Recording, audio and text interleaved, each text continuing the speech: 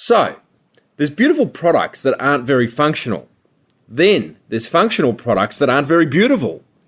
Then, every now and then, you come across a product that ticks both boxes. You know, like Apple and Saasu. Welcome to the Small Business Big Marketing Show, where successful small business owners share their secrets to take your marketing to the next level. Now here's your host, Tim Reid. G'day listeners, and welcome back to Australia's #1 marketing show and the home of Australia's most motivated small business big marketing forum. I am your host, Timbo Reid, but you, so much more importantly, are a motivated small business owner ready to crank out some great marketing to build that baby into an empire. That's what we do around here. That's why we exist. I am coming to you from a room in the Sydney Hilton Hotel. Yep, I'm on the road again. I'm up here for 3 days. Got some keynotes happening, catching up with some clients and some prospects, doing a bit of planning for 2015 and eating some nice food along the way. But I am sad to say that my favourite Sydney restaurant is closing. Chinteria down at Cockle Bay Wharf is closing. The rent got too high. Boy, oh boy, that is a landmark place. It saddens me when things like that happen. Fortunately, they have other restaurants in Sydney, but this one was special. Had a big fat Buddha in the middle. It was actually a real experience to go there. I just loved it. Anyway, it's Gonski. It's going soon, next month. But life goes on, I suppose. Change is one of the most definite things in life. As I said, coming to you from the Sydney Hilton, I am sitting in my room. I will take a photo and put it in the show notes. You should see my mock studio setup. Incredibly glamorous travelling and podcasting on the road, I must say. I have a towel, a bathroom towel, on the table to soften the surface. I have two lovely, sort of maroonish, satinish cushions to my left. I have two pillows from my bed facing me. And just generally speaking, this is Podcasting Glamour 101. Hopefully it sounds okay. It might not sound as good as the car did when I was in Queenstown the other week. But hey, we make do. We've got to be productive. We can't worry about perfection. Production, not perfection, team. You've heard me say that before. So, great feedback on last week's show with Kaz Makepeace, the travel blogger. I was just reviewing the comments on the episode show notes over at smallbusinessbigmarketing.com, and this one made me laugh. John Bellingham left a great comment, loving the program, loving the episode, etc., etc. He finishes by saying, another great hour of small business big marketing audio assault. Cheers, Timbo. P.S. I actually drove a 17-minute detour on my way home, just so that I could listen to the whole podcast. Warning, SBBM podcasts can increase your fuel costs.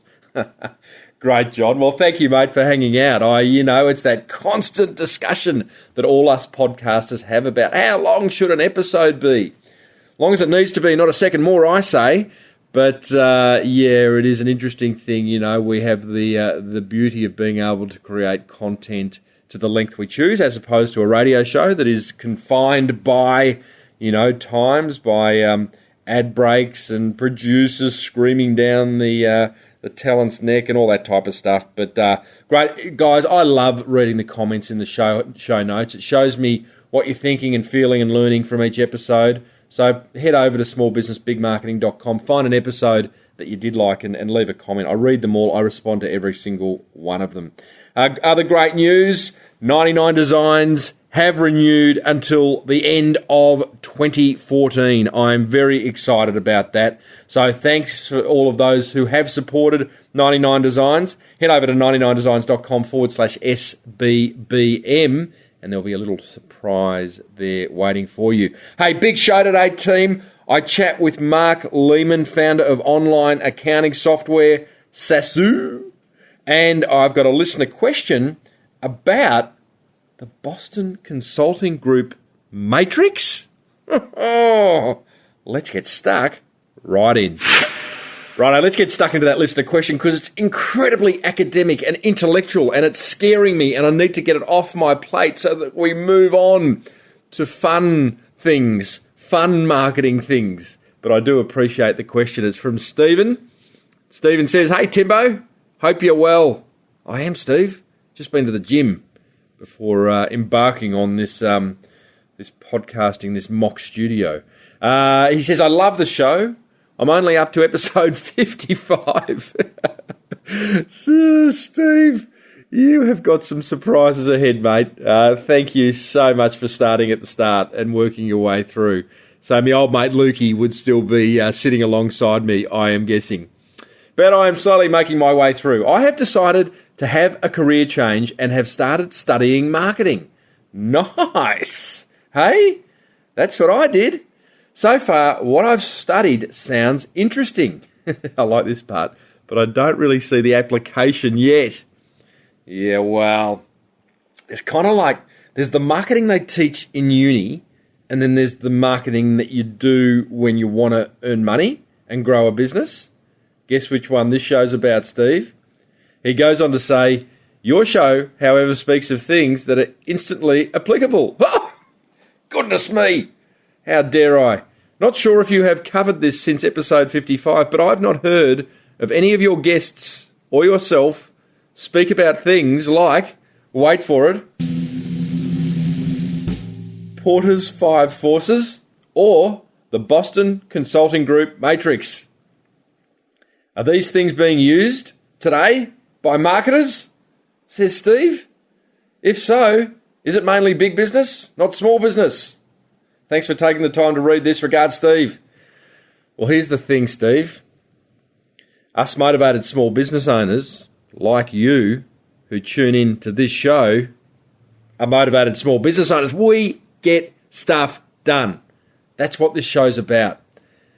The premises behind things like the Boston Consulting Group's Matrix, Porter's 5 Forces, good premises. I won't go into what they are. Not the right show to do that. You're doing that in a uni.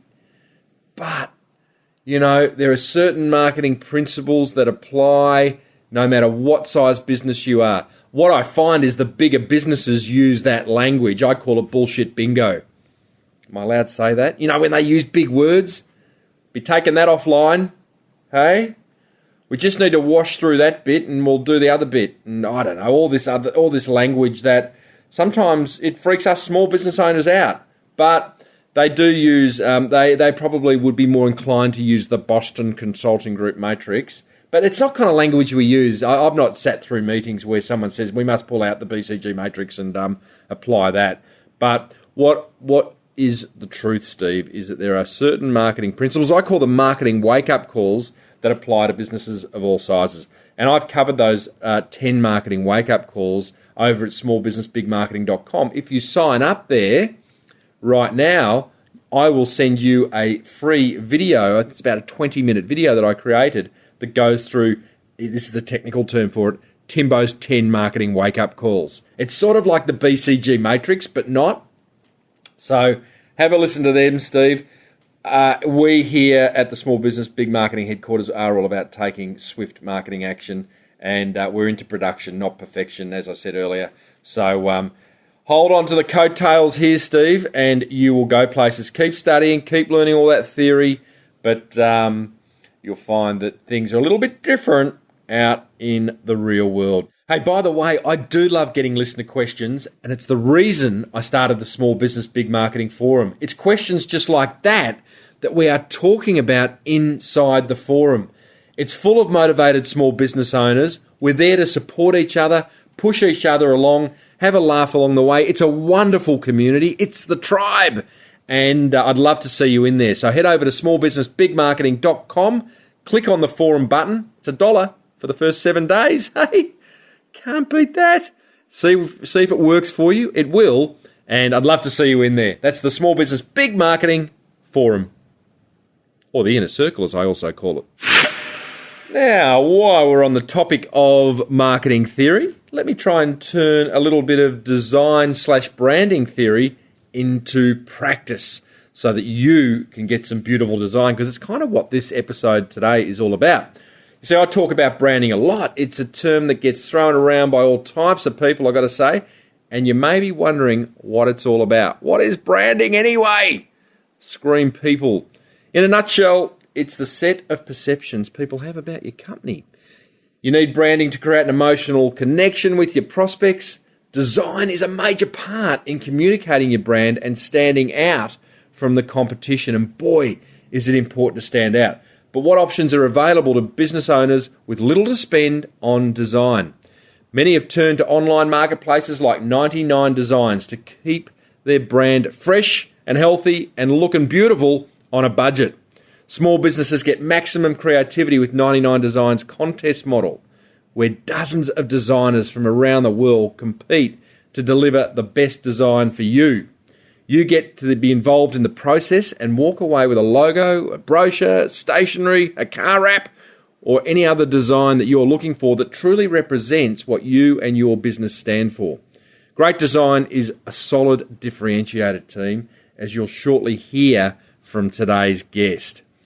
See for yourself, it only takes a week to get a design and you are guaranteed to love it.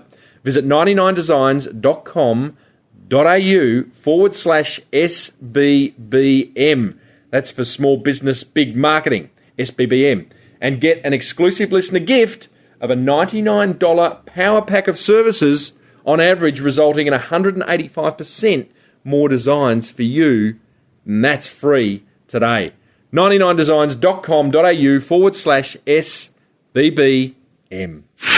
Hey, now speaking of getting stuff done and making sure that your marketing is rocking, if you have got any, and I mean any query, guys, around your online marketing, then head over to the very good team at netregistry.com.au. They are there to get your online marketing sorted. That's what they do. So if you need a domain name, your website might be running a bit slow, it might be loading a bit slow, so you need to review your hosting. If you want to do a little bit of pay-per-click advertising, a little bit of search engine optimization, you want to find your way to the top of Google, to page 1 of Google, because you are who Google says you are. Then head over to netregistry.com.au and see all the wonderful services they have for motivated small business owners to get your online marketing sorted, to get it underway, to take a pain point off your desk and put it on theirs, because they love helping you with your digital footprint. That's netregistry.com.au and tell them Timbo sent you.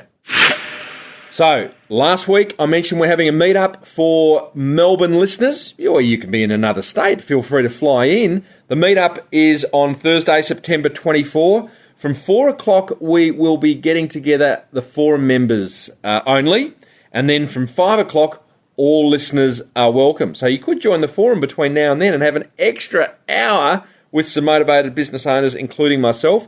It'll be at a Melbourne CBD location, that is Central Business District, and it should be Central Small Business District, shouldn't it? A CSBD location. You can find out all the details over at meetup.com/small business big marketing. I would love to see you there. We're just going to have a chinwag. We're going to talk about marketing, have a bit of a laugh, slap each other on the back, say, I love you. I love the work you do. Oh, I love how you've used marketing in that some way, shape or form to grow your business. It's going to be a bunch of business owners talking like that. It'll be a lot of fun. Head over to meetup.com/small business big marketing. Okay, let's get stuck into today's guest, who is Marc Lehmann from Saasu Online Accounting Software. Let me spell Saasu for you. SAASU. It is a wonderful story, this one. Marc is an ex-investment banker, turned bookkeeper, turned CEO, founder, creator of some very beautiful online accounting software. What was kind of interesting, I met Marc at the recent Westpac Roadshow that I spoke at. Marc had a stand there. I'd actually met him previously. I still can't remember where the first time I met him was. That doesn't matter, though. Marc's a lovely guy, got a lovely nature about him. He is very, very passionate about design. I thought I was going to have a discussion around the marketing of how he goes around marketing Saasu. I had things like how he uses social engagement, Facebook ads. He's got this thing called a collateral flywheel. He does video, client stories on video. One thing that particularly interested me was the fact that he'd got Saasu into a number of tertiary educations around Australia. So students studying accounting and bookkeeping and finance would actually get to use Saasu in uni, so then take it out into the workforce. We didn't talk about any of that because we got sidetracked. Marc is absolutely passionate about making sure that your product is not only brilliant in how it works and the benefits it delivers, but that it looks the part. It looks beautiful. It has a wonderful, in this case, user interface. That is UI, user interface. So I loved this conversation. He's just got a beautiful passion for design. He's not in a hurry to nail it. He wants to build a successful business, but he's not trying to build an empire. And we have a really good old chinwag. I started off by asking Marc whether he was more Bill Gates or Steve Jobs. You're beautiful. You're beautiful. Definitely Steve Jobs. I love design. I think it's fundamental. Aesthetics is really important to humans, so I'd have to say Steve Jobs. I do have a lot of respect for what Gates did, but he's the man I most follow. Yeah, so and the Jobs thing's all about aesthetics. It's about making things look beautiful. Tell me more about that. Well, I think I started business with a bit of a misconception about what selling was. I originally thought it was about selling product and services, but quickly learnt that it's actually about sort of the emotional response to a business and what it offers in entirety, not just the product. And I think I learnt that lesson not so much from Apple, but just generally through experience. And I think that company really defines, and his approach really defines that. So I just think it's critical. So you have to sell the emotion. Music to my ears, and I know many listeners' ears. Some business owners kind of shirk at that. I mean, many business owners, that's a very emotional thing to say, isn't it? It's not very rational. And it is. And hey, business is serious, Marc. Absolutely, yeah. And but the thing is, I prefer that side because at the end of the day, business owners are doing this because they had this sort of entrepreneurial spirit, and that's an emotional decision. They're leaving jobs, taking risk.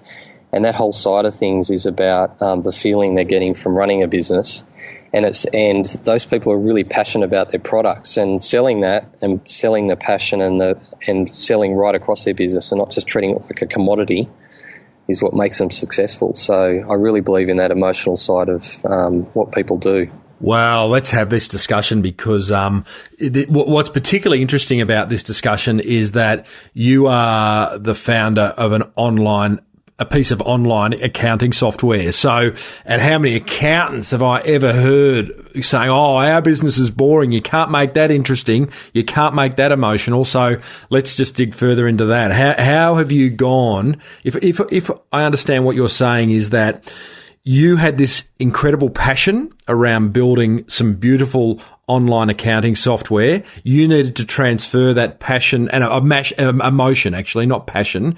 You had to transfer that emotion across into your prospects, your clients. How have you gone about doing that? Well, it's mostly been about how we look at the market. I think a lot of people look at particularly software, and in particular accounting software, people look at the market like it's tax and it's compliance, and that's boring. It is really boring. But people forget that business owners, when they're using accounting systems, they're actually using them as business systems to try and do a lot of the operational things they need to do to make the sales happen and to workflow. So it's actually a very small amount of it is compliance work and doing business activity statements and things like that. So we knew that, and we knew we wanted to build a product for business owners first and foremost. So that was probably the key thing we said, okay, let's build for the business owner. Nearly everyone in our industry wants to build for the accountant because the accountant's their massive sales channel. So they go, let's build what the accountant wants. And you've got to build compliance things in accounting software, which is like business activity statements and payment summaries, or what they used to call group certificates. But we said, actually, what the business owner's doing every day when they get in and they have to deal with accounting stuff is they're using it like a business system. So we sort of looked at it a different direction, and then we said, what do you do to build software for business owners, first and foremost? So we're quite different as a software company in that respect. And how did you, I mean, there was obviously, you had a sense of what business owners would want, but did you kind of just did you ask just a whole lot of questions of business owners that you knew? Was it an informal kind of research or more formal? It was probably more informal initially. We've done more formal research recently, but informal initially because it was me talking to other business owners and saying, you know, where's the problem at the moment for accounting software? So originally I was working at Deutsche Bank and I was a principal investor there. So I was dealing in all these, investing in equities and future markets and doing all different things in the banking sector. But I kind of felt that there was something missing at the business owner end, and had seen a lot of business owner friends that were really struggling with the financial side. So I was asking them, you know, what's going wrong there? And they'd give me little bits and pieces, but I eventually decided I actually had to get out and I had to start a bookkeeping business and find out how people use these systems. So I left my investment banking job and became a bookkeeper and quickly built up a little business doing bookkeeping. I got about 30 clients over about 3 months, built it up really quickly and researched the market by literally going and sitting in the corner of an office and doing the books for a business owner, and looking at all the problems in the different products that are in the market, like MYOB and QuickBooks. And I literally just started writing a list of all the pain points these guys were suffering. Where was it painful? And really obvious things came up like, I don't understand accounting, so I don't understand the system. I don't understand the words they use, or this system doesn't give me the information I need. It doesn't help me process workflow. Doesn't help me with the logistics side of what I do. So I just had this list of things I needed to do. And then I just said, okay, we gave that business away because we didn't want to be in that business, obviously. And we started designing the product based on what we learned from that experience. And I think it was the best decision we ever made because we really felt like we knew that industry inside out. We knew the problems the business owners were having. And then we started building Saasu. Amazing. I didn't know that. So you've had a big job at your Deutsche Bank, investment banker, earning plenty, probably had a polished mahogany corner office. You've gone, okay, well, what I really want to do for the next 5-10 years into the long term is you want to develop just this wonderful piece of online accounting software. In order to do that, you have taken yourself back to the high street, back to the coalface, and started you've started a bookkeeping business, like literally doing people's books, yeah? Yeah, that's right. Yeah, I just my mum taught me when I was young. Like she owned businesses. She had a florist shop and ran news agencies and things, and she was very much about customer service. And for me, she was my first business mentor. She was amazing. She used to run a bakery dressed up in a suit, and customers would come in and love the professionalism and everything. And so she said to me, you know, you have to know the customer. So that's why I did that. I thought, you can't do this honestly and properly if you don't go out and learn from the business owners that are using this product. Otherwise, I'm just going to build something from an ivory tower perspective, which just doesn't work, which is why a lot of products end up the way they are. They don't end up suiting the customer they're designed for, ironically. You have to live and breathe it to really know what they need. Okay, so I've just bookmarked, come back, talk about Mum's Bakery and wearing suits. But before we do that, so you are in your bookkeeping business, you are using that, you're doing people's books, sort of, it's almost like, where was the balance? You were doing people's books, managing their accounts, but at the same time, kind of hidden agenda, almost more important agenda, researching the idea of what does the optimal online accounting software look like. Where's the balance there? Well, I was upfront with them when I was doing it. I was telling them what I was going to be doing. Mm-hmm. And at the end of the day, they were getting someone who, like, I had a lot of financial experience, so they were getting someone fairly good for their, $30 to $40 an hour. Yeah. It wasn't even about the money, so I just kind of set a notional price for that. And I told them that this was an experiment for me. This was working out what I needed to do, and I wasn't going to be doing this forever, but I was going to hand over to someone who knew what they were doing. And I did do that, and so it was fine. I was able to do that quite happily, and I've made a lot of friendships out of those early customers, actually, because people saw what I was trying to do, and some of them still use our product to this day, sort of a long time later. Mark, how long did you have the bookkeeping business for before you transitioned into Saasu? I think we had about had the bookkeeping business about 3 or 4 months. We ran that, and then pretty much building Saasu took about 12 to 18 months after that to get to the first version, which we brought out at a Money Expo. That was our first marketing experience. So it was a good kind of 2 years to get up and running. It wasn't a quick exercise. Tell me, during that 3 to 4 months of running the bookkeeping business, which isn't a long time, I mean, that's 3 to 4 months of doing people's accounts, what kind of process did you have for capturing the problems that you identified that what is now called Saasu was going to solve? How were you capturing the problem? So what I did, I literally used Microsoft Excel. I just created a spreadsheet, and I was reading up on how to build software. I'd built software in the bank. I had a team of people that were building program trading models and things when I was working in the bank. But this was me doing software from a very simple perspective. I didn't have a team to do that. So I literally went back to the basics of software, which is writing down what they call use cases, which is things people need from a system or need a system to do. And I just wrote them as lines in a spreadsheet. And then as people came along that needed to use that use case, I would give it a number. And then I literally created a list of things prioritised based on the amount of people that were needing it. So one of the things that flowed right to the top was people saying, I want non-technical terms in my accounting software. Like, I don't want you to call it accounts receivable because I don't understand that when I'm a new business owner. They don't know what that word means. Mm-hmm. So we called it money owed to me. And so we drove it from that direction. And then we look at, okay, how many of these things can we seriously get in the first version of the product? And we prioritise the top ones in that list. So it's just a really simple spreadsheet. There was no science to it. I don't think you need big, complicated ways to do these things. Just getting back to basics and using a bit of, I guess, just market intel to make the decisions. It's a small sample, but it's enough that you can work out what's important to people. Did you have obviously you knew when you're at Deutsche Bank, you knew that there was a need, you saw the need for some online accounting software. So going in and starting the bookkeeping business, that wasn't proving the need, was it? It was really just proving what was required to make really good online accounting software. Yeah, that's right. Proving the need, that really came about. It's an interesting story, actually. The guy I worked for at Deutsche Bank that ran the bank, he was very, very successful, obviously, if you're running a bank like that, but had a lot of personal investments and things that he was running on the side from money he'd made. And he actually had a big back then it was called Grace Brothers, big Grace Brothers bag full of receipts. And I always looked at it and thought, what are you doing with that big bag of receipts? And I ended up asking him about it, and it's just he hadn't had time to deal with it. And some of them were work expenses, some were personal expenses. And I thought, a guy like that, who he's putting his customers and the bank before himself, didn't really have his personal finance stuff sorted out.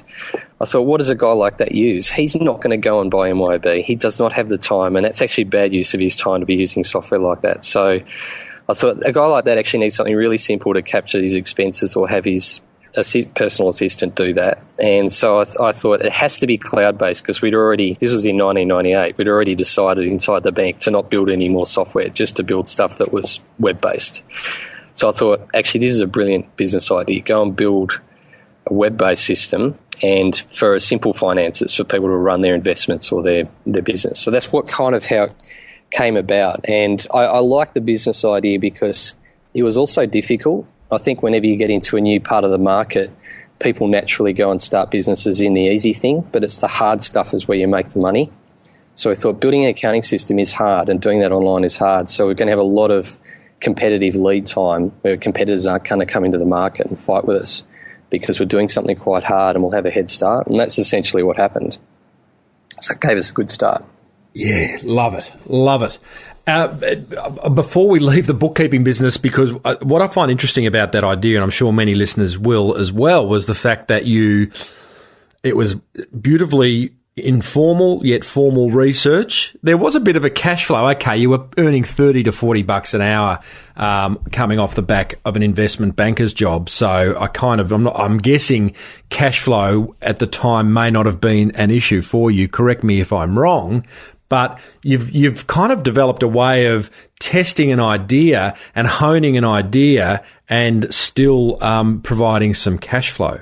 Yeah, it's essentially, though, I guess I have an unfair advantage in that I'd sort of made a reasonable amount of money out of investment banking anyway. Mm-hmm. So I was really cheating the system, you might say, as how a startup might normally begin, because I didn't have financial pressure at that point in the cycle. But looking back on it, it would have been possible to do it the way I did without having a lot of money to plough into it. It's just, I think a lot of small business owners that start out and run things on the side of whatever their career is a really smart way to go, just to reduce the risk and to give their ideas some time to be tested and to think through it properly and not have it be a whim. I think a lot of small business owners first start out on a whim. They're excited and passionate about something. They leave their job and borrow lots of money, and I think that's a real recipe for disaster.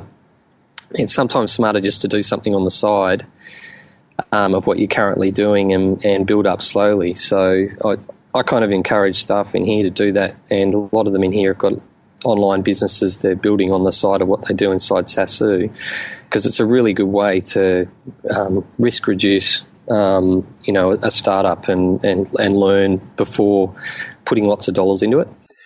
So you sit the $64 million question around that, and I know there's many listeners of this show that they have full-time jobs, they're trapped in the cubicle, they are working on their passion project, which they want to turn into their long-time business. The $64 million question, Mark, is at what point do you jump? Do you leave the security of the full-time work and immerse yourself in that new business idea?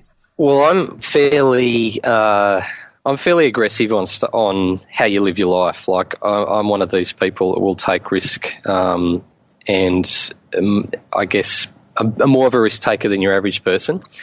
So I personally think you should go really quickly. That's my view. But I think if realistically, if you've got a family and kids and a big mortgage and you haven't got savings to do it, it's foolish just to jump out, because you're just going to cause a whole lot of personal issues in relationships and stress, and then you're not going to enjoy it. And I see it every day. I see these small businesses that are customers, and they've started out that way, and they have this massive passion for what they're doing. They've gone, I really want to do whatever it is they want to do, and they're excited about it, and they've got the classic entrepreneurial spirit and passion.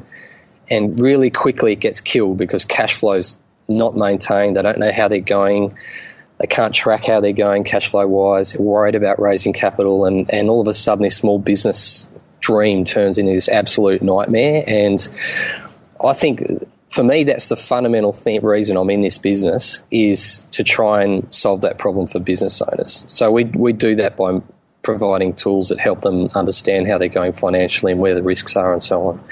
But I think that's the key thing. If people aren't are risk averse, they should hold off and just wait longer. It's all about risk appetite.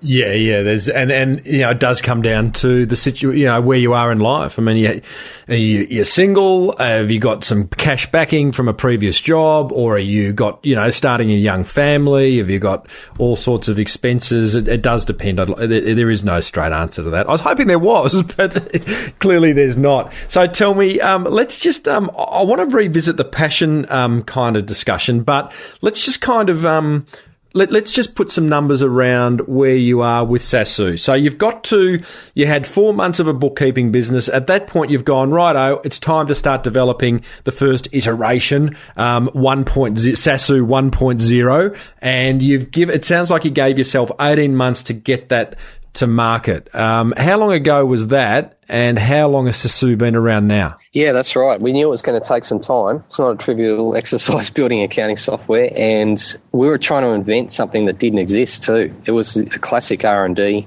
business in that there wasn't cloud computing. It wasn't called that. It wasn't even called on demand or anything. It didn't have a name, and we kind of described it to people as, this is a shared server, like your financial information is online you share a server with a lot of other people, and because you're sharing that server, you're reducing your costs for having accounting software. And because we manage all the security and the backups and everything, you can, saves a lot of time at your end, and you're not having to pay for upgrades and all this kind of thing. So we had to educate the market and had to invent the words to describe it and how to sell it. And that was going to take time in itself, not just building the product.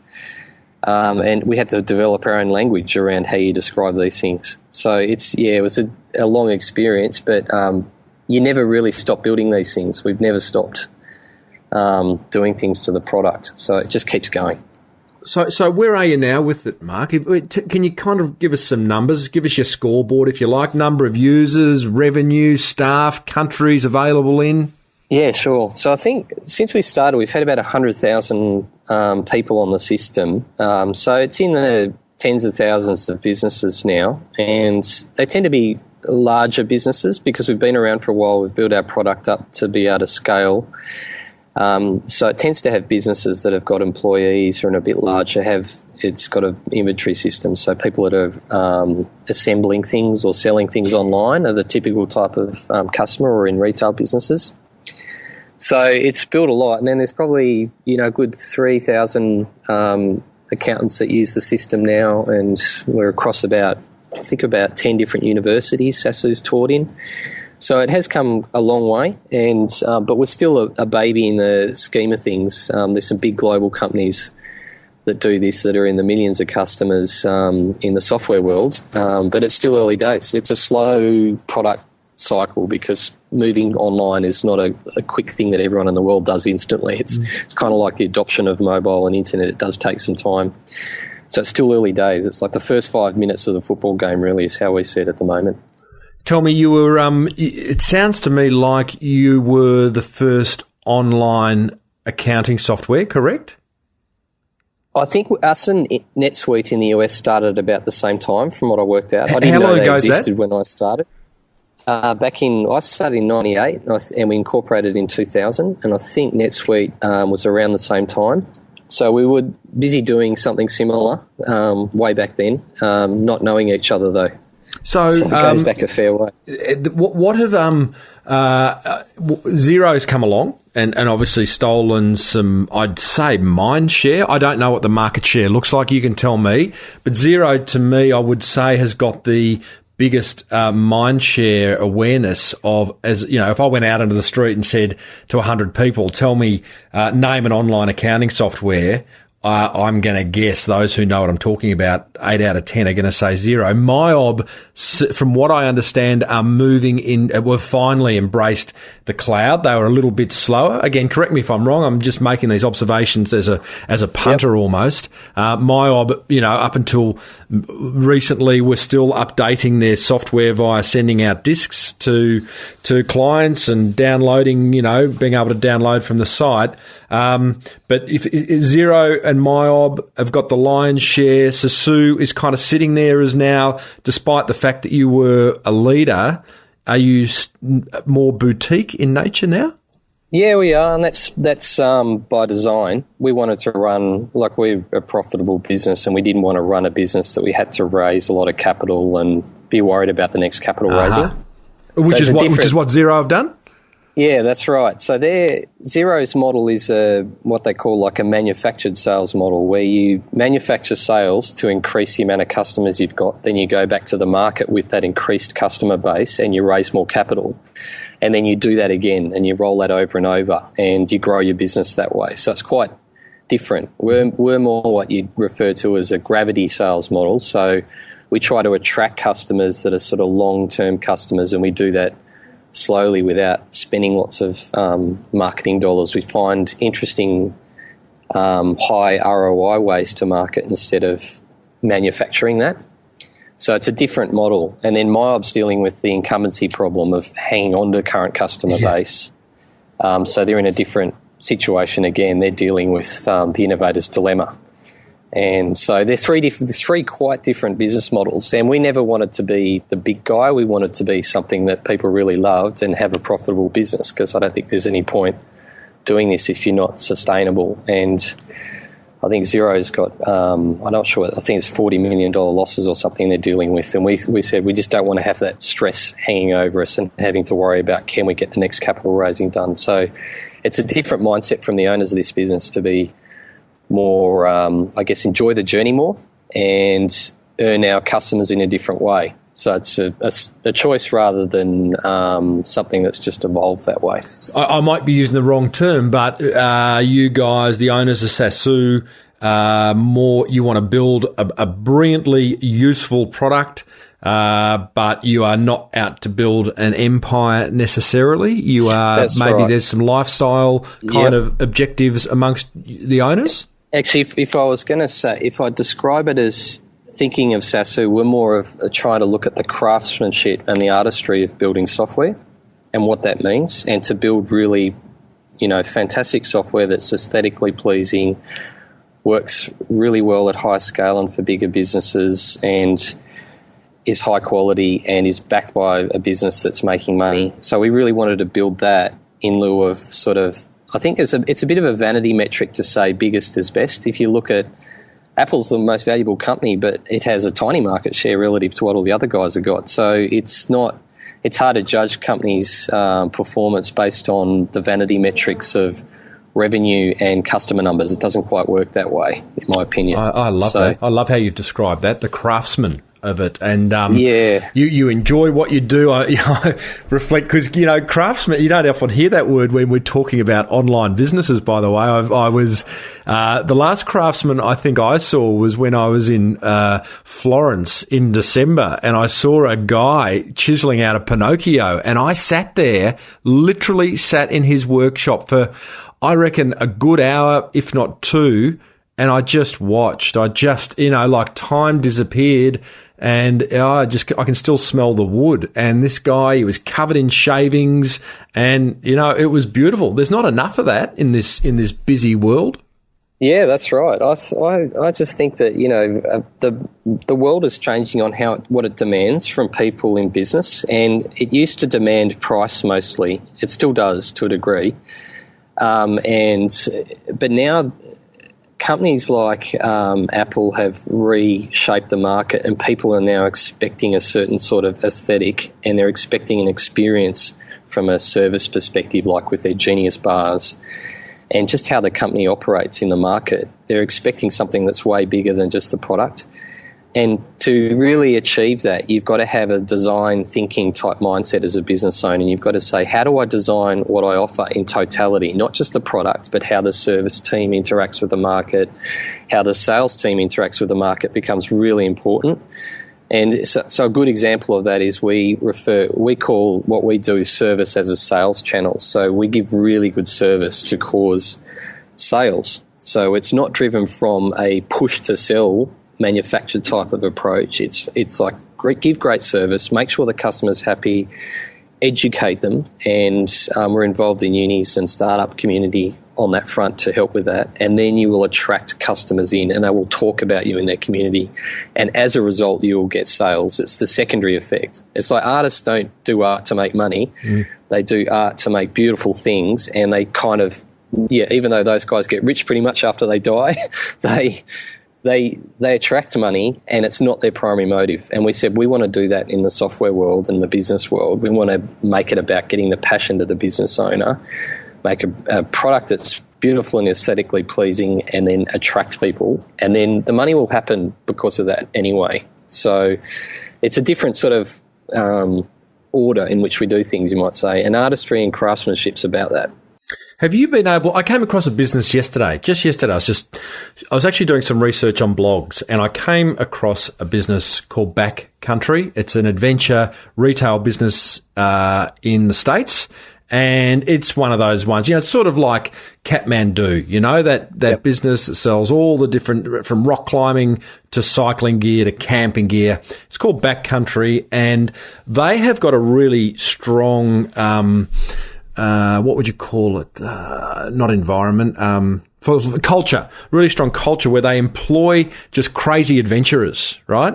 And these crazy adventurers they're part of the sales team. You can even connect with the crazy adventurers when you actually log on. I'm just having a quick look now to see what they call them, but it was really cool in that they gave them a name which was gearheads, right? So the gearheads, you could actually connect with a gearhead. If you were into cycling, then there were cycling gearheads. And these guys were out every weekend when they weren't working at backcountry. They're out doing crazy cycling things or scaling bloody, Do you do the same in your business?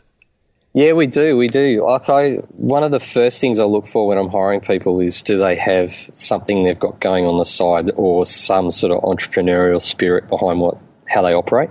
And that's a big win. Or they've got something they're doing in their life that's a real passion. So, as an example, when I hired our CTO, I was very impressed with him because he'd done a whole lot of martial arts genres and gotten to black belt status and all those, and he was super passionate about that stuff. And then I've just recently hired someone in the service team who has an online business selling sort of hanging pots and leather wallets and things, and build all of that herself. And those sorts of things really are inspiring, and you want kind of people in your team that think that way. They're really passionate about something. And it's like those guys that you're talking about, those gearheads, they would definitely be not thinking of that job as a job. They'd be going there going, this is what I do and I love, and I just happen to get paid for it. It's an extension. Yeah, that's right. So part of me, and I get exactly what you're saying. It actually, it excites the hell out of me as an owner of a business. Like, if I were an owner of a business like that, I'd be going, well, putting all this effort into employing very good people, cool people, passionate people who don't even see this as a job but an extension of who they are. I'm probably not going to hold them for very long. Yeah, I think you'd be surprised because it kind of creates a family effect, and there's a lot of loyalty comes with if the employer is really good at structuring how they run their business around that person's personality, that can work. So we've got great loyalty in here. Like, people have long longevity. We pay long service leave to quite a few people already. So It doesn't take long for people to realise that it's a good business to work in and to hang around. And you're always going to get people that want to go off and start new businesses. And we have people that I kind of almost kick out and saying, mate, you've been talking about starting this business for 5 years. You need to go and have a look at doing it. Don't stay with us forever. Saasu should not be the last thing they do. It is the stepping stone to the next thing they want to do. And that in itself you might say, oh, that's pushing people out the door. They're not going to be loyal if you want them to move on and you're going to have to rehire. But it's authentic. It's like giving people a chance to be the best they can, and they will stay here and work really hard for the time they're here. But they know that the business isn't going to be, upset at them for going and doing the next thing. That's all good, and that's what we believe in, that entrepreneurial spirit. So it's okay to leave and start a business or to move to the next thing. And I think most businesses can't think that way because they operate from a self-serving perspective, and it's them first before the employee. But we run a balance model, which is employee, customer, company. It has to be driven by those three values. It's not shareholder driven. And that's what the difference I think a lot of business owners could make is if they adopt that model, the business actually ends up better off. You end up with more loyal customers, you end up with more loyal staff, and the business actually makes more money than being a purist shareholder-driven company. Interesting. Have you really, time to tell the truth, not that you haven't been, but have you had that conversation with an employee where you said, righto, we love you, but you've been talking about that new clothesline peg idea for too long? Go. Yeah, I did. Actually, the second guy I hired, he left about a year ago, and he's running a program trading business in Indonesia now, trading financial markets. And he's a guy that had been wanting to do that. And he's a very important person of the business. And I'd been saying to him each annual review, mate, you should go and do it. Wow. Stop thinking about it. So I really, I have massive mixed emotions about that because he's a friend of mine now. And he was a guy who was really important in the business, but he had his ambitions, and I wanted to make sure he didn't, sacrifice that for his loyalty he had to our business, which I greatly appreciate. Yeah. But he's a human after all, and that's got to come before money. I hope he's using Saasu in his new business. Yeah, of course he is. Hey, I was going to. I'll revisit that passion conversation, but you've answered the question. My question was, when I talk to business owners or founders of businesses, it was originally their idea to do whatever they decided to do, and then they've launched that idea and they've had some degree of success. Of course, the ones that I speak to have generally had great success. Now, then it's like, how do you then take the passion and in your case, that need to create emotion in online accounting? How do you then take that and make sure that everyone else in the business shares the vision, shares the aim, and takes what you had and grows it? Because sometimes that's really hard. But you kind of answered that by saying we just basically employ the right people, which is easy to say, harder to do. Yeah, I think one of the key things you got to do beyond that, though, is you have to have them very involved in the whole process of planning and give them the ability to run their own machine. So, each people in different parts of the business have their own machine they're managing, whether it's a marketing automation machine or it's an engineering team, and they really have to be left to do that the best way they can without a management team trying to chop and change things and get too involved in what they do to the point where it's really frustrating for them. Mm-hmm. And that it's almost like a management meddling, I call it, happens in a lot of companies, and it really upsets senior people in teams, because management can be a bit fickle sometimes in some companies and muck things around and change things, and it becomes like a moving feast that they can't control. So I think the trick is that you've got to hire the right people and let them do as much as possible themselves without interfering too much, and just have really good conversations about strategic issues that are the guidance for what they're doing anyway. So if that's set really firmly and everyone's really clear on the strategy, they can get the other bits right themselves, and it's in line with what the business owners want. So you're all happy then. Yeah, so, gotcha. Yeah. Mark, I just want to finish with all this has been a marketing discussion, but pure marketing. I kind of trying to figure out, in leading up to our chat, why hadn't I heard of Saasu? Now, I'm not Saasu's type of client. I actually think I'll move across to Saasu, having spent some time looking at it and chatting to you. But I first became aware of Saasu because I'd met you at a couple of different functions. You had a stand at the Westpac Roadshow that I spoke at, and that's kind of where I got in front of Saasu. I know about Xero and MYOB because they're just, they've got big budgets. Sounds like they're going into lots of debt, and they've been around a while. MYOB's been around a while, all that type of stuff. Saasu, again, not your ideal client, one-man show, but how are people finding out about what to me seems like a hidden gem? Yeah, well, the main way people find out about us is still online. That's first and foremost in our stats. It's through Google and ads online. Pay-per-click advertising, Google AdWords? Right.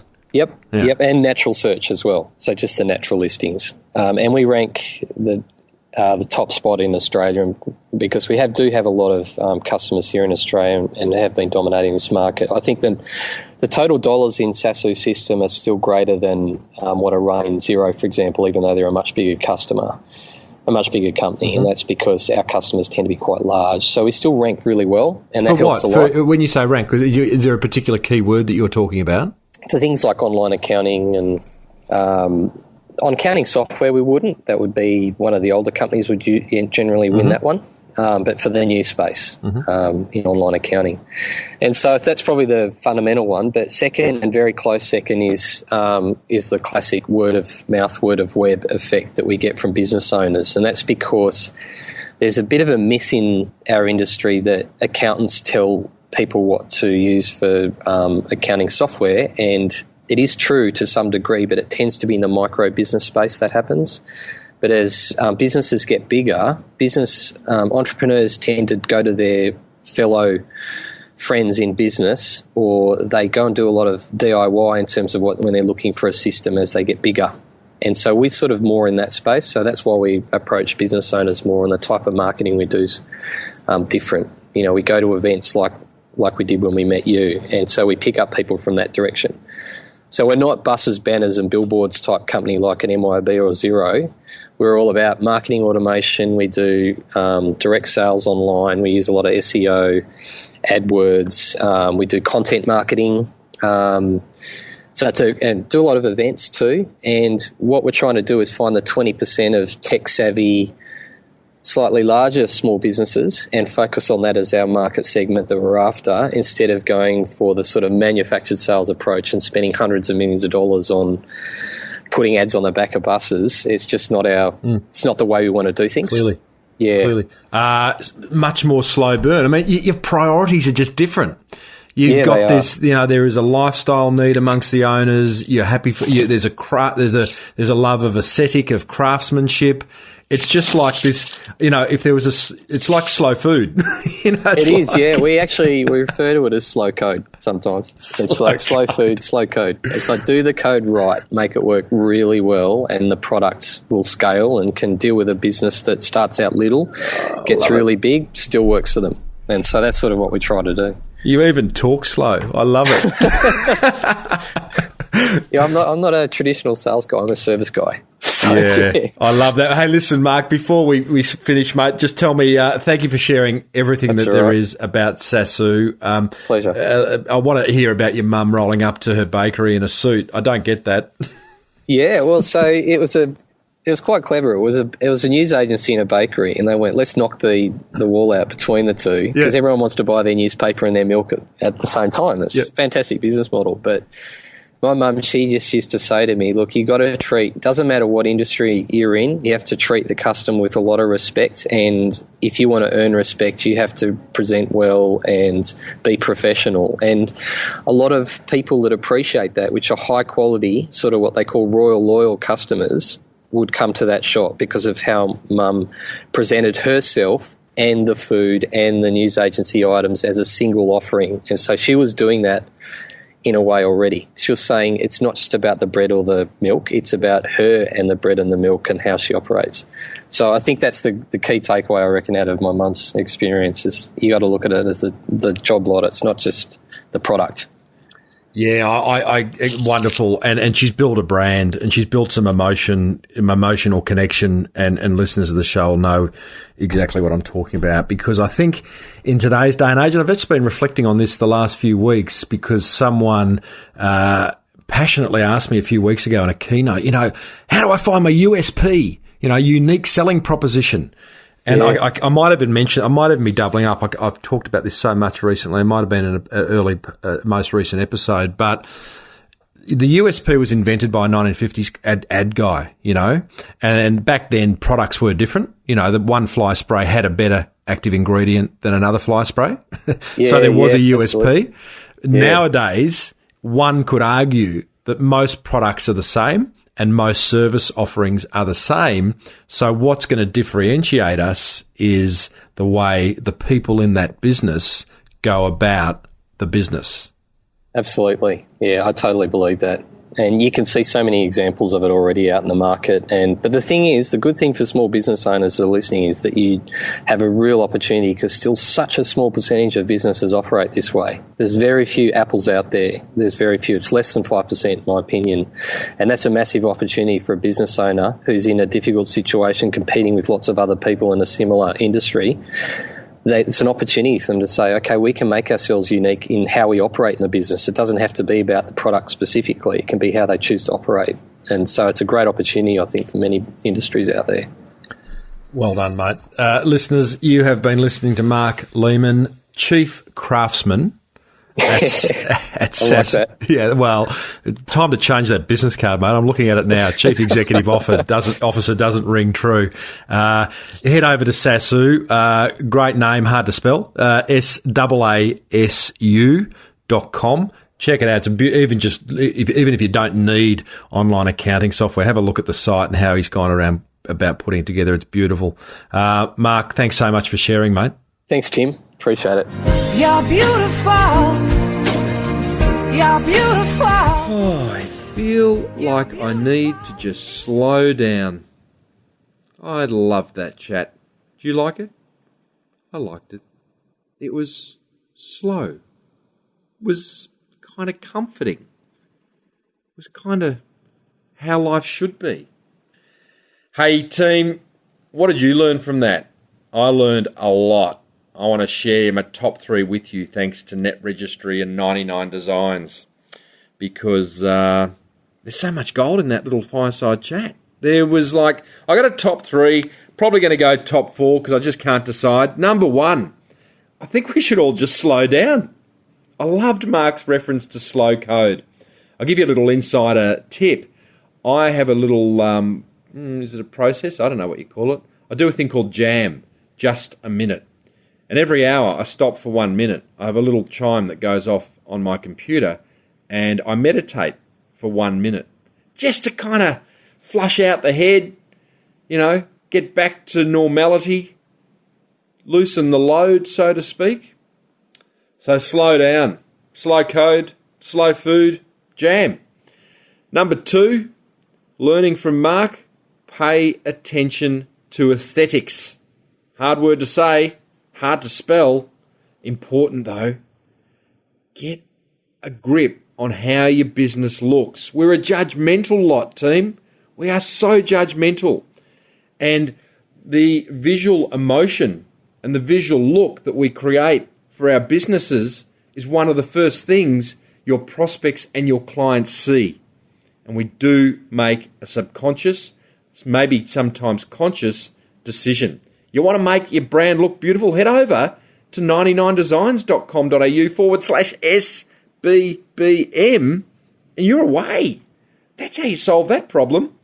Number 3, learning. Remember, you're selling emotion. Oh, I'll never get sick of saying this. Yeah, great marketing's all about emotion. Go back and listen to all the interviews, the 200 plus interviews on this show, and emotion plays a massive part. The world's most viral video, First Kiss, hey, that was emotional. Tom Dixon from Will It Blend, he's into emotion. Mia Friedman from Mamma Mia, she talks about the emotional entry point. Can't bang on about that enough. Number 4, said a top 3, can't do top 3. Start a business as a way of researching and identifying the gaps your future business will fill. I love how Mark went from investment banker, I nearly said investment wanker, but I didn't, to owning a bookkeeping business for 3 or 4 months, identifying the gaps, completely open about it to the people that he was doing the bookkeeping for, and then he starts Saasu. And he's got a crystal clear idea of what the market wants and is missing. Love that. I also love there was some little kind of words he used throughout that interview. I don't know whether you picked up. Buses, banners, billboards. I love that phrase for what we call push marketing. Word of web. Hey, word of mouth, word of web, like that. I liked how he referred to himself as a craftsman. Hey team, if you have got some feedback, a thought, an idea, an inspiration from that episode, I'd love to hear about it. Please go to the show notes. Episode 204 of smallbusinessbigmarketing.com and just tell us what you thought. I read them all. I respond to them all. I love it. All right. Thank you, Mark from Saasu. I feel as though I've just slowed down a whole lot. Righto, I've sped up again. I'm back to the old Timbo. But I must do that little just a minute. It's getting on to the hour very shortly, so I'll stop and do my just a minute. Hey, upcoming guests. I did a great interview last week for next week's show. Josh Nichols from Platinum Electricians. How to create raving fans. Man, this guy, he went from being a sparky in a van on the Gold Coast. He's now got a $20 million franchise, turning over 20 mil a year. And he talks about how to create raving fans. He's got a 21-step process of what I call 1%ers. It's such a good chat. I've got one of Australia's top multi-level marketers coming on the show. I have got, that'll be interesting. I'm having actually dinner with him tonight in Sydney, getting to know him, and he'll be popping in the next couple of weeks. I've got the Honourable Jeff Kennett, who is a very famous politician, Victorian Premier, years gone by, doing a roadshow with Jeff at the moment, and he is going to talk about getting stuff done and managing the haters. the doomsdayers, the doubters. Plenty going on. Hey, head over to the Small Business Big Marketing Forum. I'm in there every day answering marketing questions. Lots of other small motivated business owners doing the same thing. Love it. Big thank you to Net Registry and 99designs.com.au/SBBM for making this show possible. And I think that's about it. It's been a pretty good show. I've enjoyed it. From the Hilton Hotel in Sydney, my cushioned and pillowed mock studio. That's it. May your marketing be the best marketing. Until next week, love your work. You've been listening to the Small Business Big Marketing Show with Tim Reid. Want more marketing goodness? Then visit smallbusinessbigmarketing.com.